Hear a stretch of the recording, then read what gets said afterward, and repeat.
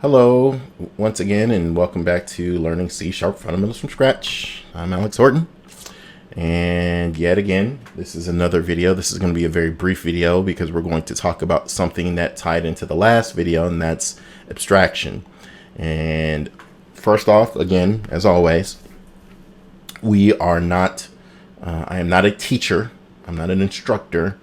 I am a longtime developer. And I like the C# language because it's more strictly typed and it's very conceptual, but it's very firm and rigid at the same time, so it keeps you honest.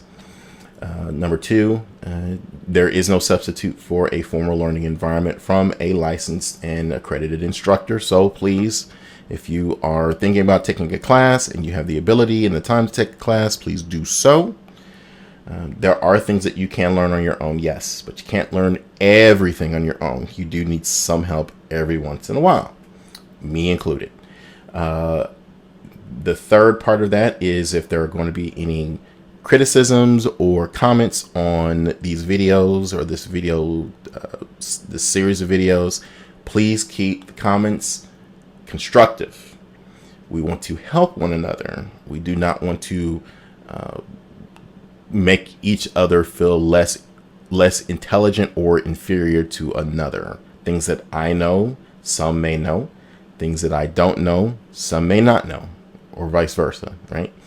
And then finally, this is very loose. It's very, very informal. I am not looking at notes or anything like that. So let's get started. So last time we had a video, we talked a little bit about encapsulation. In this video, we're going to talk about abstraction very briefly. So encapsulation was locking down your code using access modifiers like private and public and stuff like that, so that people couldn't see or have access to your code. Abstraction is exactly the opposite of that. Well, I wouldn't say exactly the opposite. It's kind of like having a key and a lock, right? You've got the lock and you've got the key. Encapsulation is when you take that key and you turn the lock and the deadbolt and you lock the door, right? And abstraction is when you have, let's say you have like a peephole or a voice box or something like that you can talk through the door, so you can communicate through the door, but you don't want to open up the entire door. That's a really that's a really bad metaphor there, or example. But it's basically an object's ability to allow access to the data and behavior that the person who's doing the development wishes the user to see. I can control the level of access into my code by using abstraction and using encapsulation. That's why they are two peas in a pod. They go together like ham and like ham and beans, biscuits and gravy. And so you have abstraction and you have encapsulation, yin and yang. Abstraction hides internal implementation details and it only reveals the ones that are necessary. You as a developer will determine which ones are necessary. It's closely related to encapsulation, as we said before. That's controlling access to the object's data and behavior. And then this one confuses a whole lot of people. It confused the heck out of me when I first started getting into C#. Encapsulation and abstraction. Abstraction is not the same as using the keyword abstract. That is not the same. That is referring to a form of polymorphism. And I've saved polymorphism for the last because to me, personally, it's the most complex part of these four pillars of object-oriented programming is polymorphism, how things can change and have different forms. So as we look, again, we're talking about the example that we had in the last video. Let's say this is encapsulation, right? This guy is like, look, you are not on the list and you are not getting in. Well, abstraction is when you allow certain people or going back to the club scenario, right? You have a club. You've got a bouncer at that club. He's your access guy, right? And he's got a list. And he's got a list of individuals that he can either let in or not let in. right? He's controlling the access to the club. It's a big dude, right? He looks kind of funny with that. Never mind. And so he's controlling your access to the club, right? Now, that is encapsulation, keeping all of your object properties, methods, modifiers, everything else, structs, everything, keeping all of that information enclosed inside of your object and keeping it private. Okay, that's encapsulation. And only you know what's in there. Abstraction is allowing access at some point in time to an individual or to a program to come into your club and to do whatever they need to do or whatever they're going to do. So let's go to the whole club situation, right? So, excuse me. So let's say I am, you know what? Let's use this as an example. There's this movie called John Wick, right? And the guy who owns, there's a hotel there called the Continental. And the guy who owns or is the proprietor of the Continental is a guy named Winston. Winston allows hitmen and women, assassins basically, to come into the club, and they can relax and drink and, you know, do whatever they're going to do. You know, it's a safe haven. But he's got rules. He's got rules to his club. He says you cannot conduct professional business on the grounds of the Continental. Otherwise, you are going to have your license or your membership to the Continental revoked, right? So that is kind of dummies, you know, I don't say dummies, that's a harsh term. That is I'm the dummy. That's a dumb way to look at abstraction and encapsulation, right? So let's look at this in a practical sense, right? So encapsulation is when I take everything in this particular method here, and this is our button on click method that we talked about last week. I take everything in this method and anything inside of this method that I create inside of this method is going to be private and only usable for this method. I mean, there's other things that play into that, obviously. But if I'm in this class here, everything that's inside of this public class, I can access outside of that public class, right? Let's see here. I can say form 1, right? There's a class called form 1. It's right there, right? And so I can grab stuff from that class. And that's a partial class. We'll get into that partial keyword another time. But basically, you can grab things out of this particular class and use them in another class, depending on what they are, you know, based on their access modifier. Let's make an actual field here. Private int my int. Right? Still like that.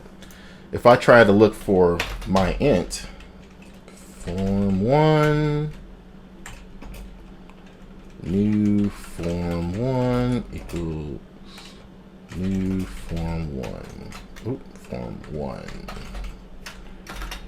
Now watch this. If I say new form, let me come down here. New form 1 dot, and you'll notice I've got, since I'm inheriting, let's talk about inheritance again real quick.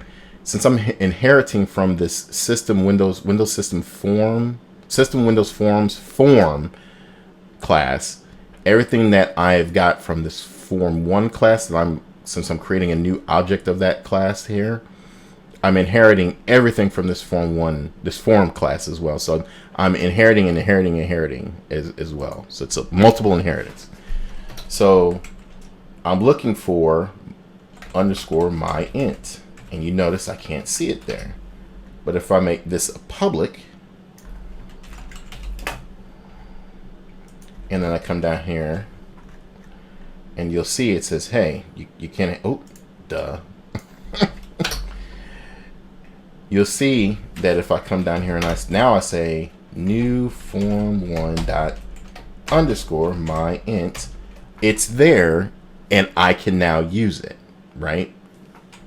So that is encapsulation and abstraction work all over the place, and when you create a new project in Visual Studio, one of the predefined projects like a form app or a web app or an MVC app or whatever you're making, you'll notice if you go through here, let's go here, and I'm going to right click on where it says form, and I'm going to go to the definition of that form class, and you'll notice, boom, I've got a lot of stuff in here that I can see, right? So for example, here's an override that I can use.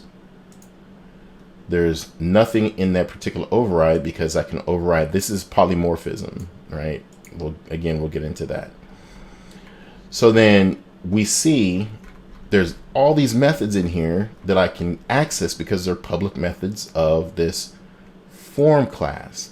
And then on top of that, I'm inheriting from this container control class, and you'll see that there's some public methods there, some overridden methods there, that I can use here as well, right? And so it just kind of goes on and on and on. This is inheritance, and this is these are all four forms of object-oriented programming pillars at work here. This is abstraction, where it's going to lock down. If you keep going here, let's see how far we can go. Ooh, I don't want to do that. Go to definition. Go to definition. Go to definition. Ooh, I don't want to peek that. I want to go to it. Go to definition. All right, so here's the highest level here that I could go to, right? And so this is at the system namespace. And if you notice, this is at this DLL. So this is a DLL library that I've brought over that is just a predefined, prepackaged component of the .NET framework that I'm using over here. And so you'll see that there are some protected objects here, right? There's some virtuals in there, another protected. And so again, and if you go into here, you can see what I'm using here. It's using the assembly. And so again, you can see that encapsulation will allow you to lock down pieces of code, and it'll allow you to allow access, read-only access at times to pieces of code, and so on and so forth. So again, this is encapsulation and abstraction. They're two peas in a pod.